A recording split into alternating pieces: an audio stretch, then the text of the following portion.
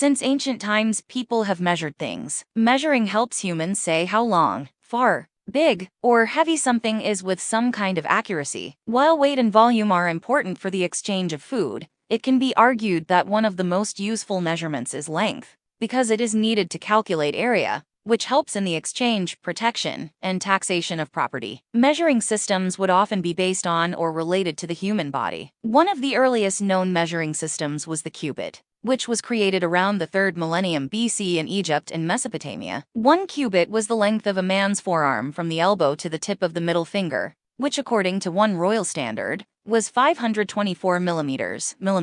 In addition, the Old Roman foot, 296 millimeters, which probably came from the Egyptians, was based on a human foot. A unit of measurement known as the yard probably originated in Britain after the Roman occupation, and it is said to be based on the double cubit. Whatever its origin, there were several different yards in use in Britain. Each one was a different length until the 12th century, when the yard was standardized as the length from King Henry's nose to his thumb on his outstretched arm. But it was not until the 14th century that official documents described the yard as being divided into 3 equal parts 3 feet, with 1 foot consisting of 12 inches. While this description helped standardize the inch and foot, it wasn't until the late 15th century, when King Henry VI distributed official metal samples of feet and yards, that people knew for certain their true length. Over the years, a number of small adjustments were made until the International Yard and Pound Agreement of 1959 finally defined the standard inch, foot, and yard as 25.4 millimeters,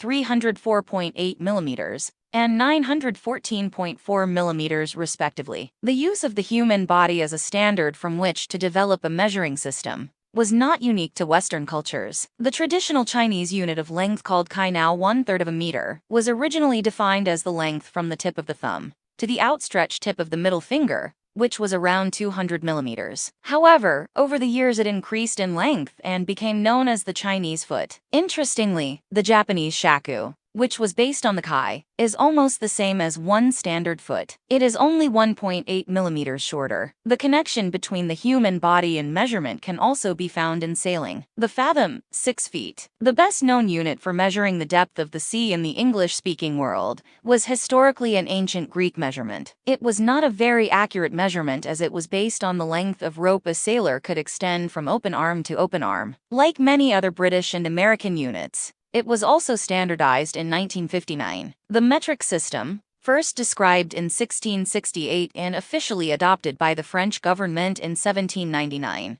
has now become the dominant measuring system worldwide. This system has slowly been adopted by many countries as either their standard measuring system or as an alternative to their traditional system. While the metric system is mainly used by the scientific, medical, and industrial professions, traditional commercial activities still continue to use local traditional measuring systems. For example, in Japan, window widths are measured in ken, 6 shaku. Once, an understanding of the relationship between different measures was only something traders and tax officials needed to know. However, now that international online shopping has spread around the world, we all need to know a little about other countries' measuring systems, so that we know how much or how little of something we are buying.